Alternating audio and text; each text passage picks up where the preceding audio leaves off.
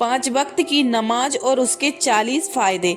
अगर ये वीडियो आपने तफसील से पूरा देख लिया तो मैं दावा करती हूँ कि आप कभी भी नमाज को नहीं छोड़ेंगे। तो वीडियो को पूरा देखें, और अगर आपने मेरे चैनल को सब्सक्राइब नहीं किया है तो पहले मेरे चैनल को सब्सक्राइब कर दें। तो हेलो गाइस, अस्सलाम वालेकुम वरहमतुल्लाहि वबरकातुहू। उम्मीद करती हूँ कि आप सब खैरियत से होंगे और ईमान की दुरुस्त हालत में होंगे।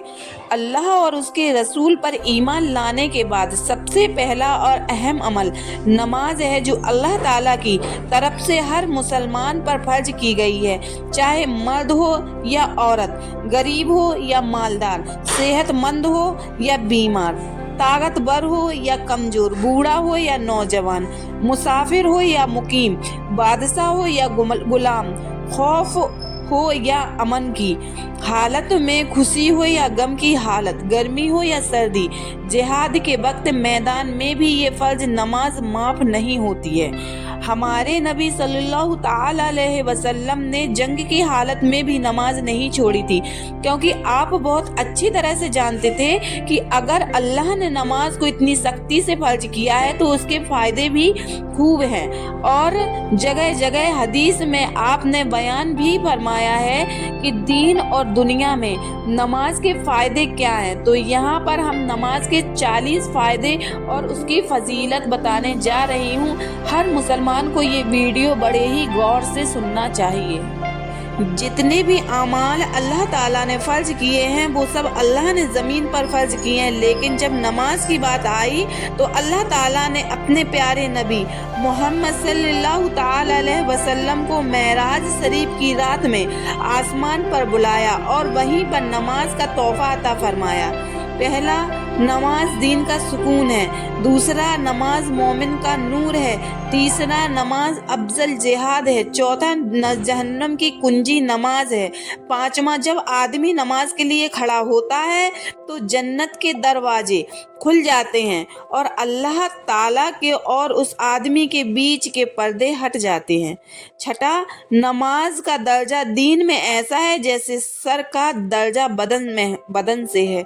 सातवां, जमीन के जिस हिस्से पर नमाज के जरिए अल्लाह को याद किया जाता है वो हिस्सा जमीन के दूसरे टुकड़ों पर फख्र करता है।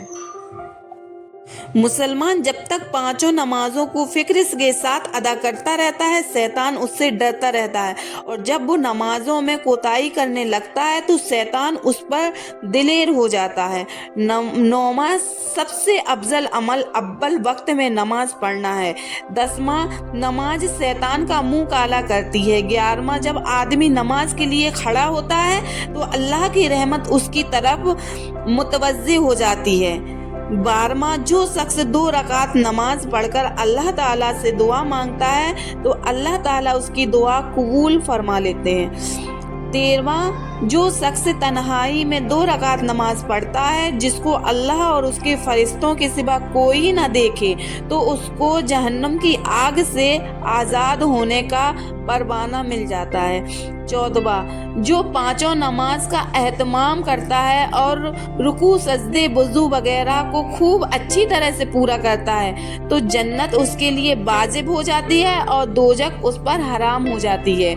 15वां, जो शख्स सुबह को नमाज के लिए जाता है तो उसके हाथ में ईमान का झंडा, और जो बाजार को जाता है उसके हाथ में शैतान का झंडा होता है। 16वां, जब कोई आफत आसमान से उतरती है तो मस्जिद के आबाद करने वालों से हटा ली जाती है। 17वां, अल्लाह ने सजदे की जगह को आग पर हराम कर दिया है।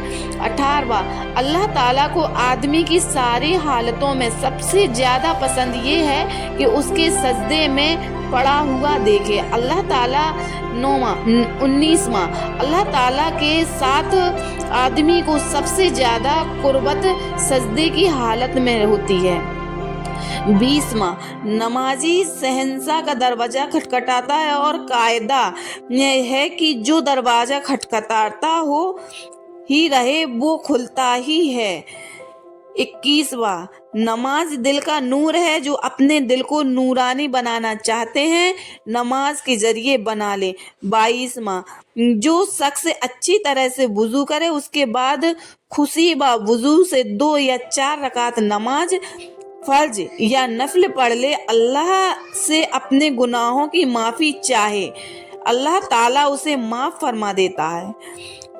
23वां, जब आदमी नमाज में दाखिल होता है तो अल्लाह ताला उसकी तरफ पूरी तरह से तवज्जो फरमाता है, और जब वो नमाज से हट जाता है तो भी तवज्जो हटा लेते हैं।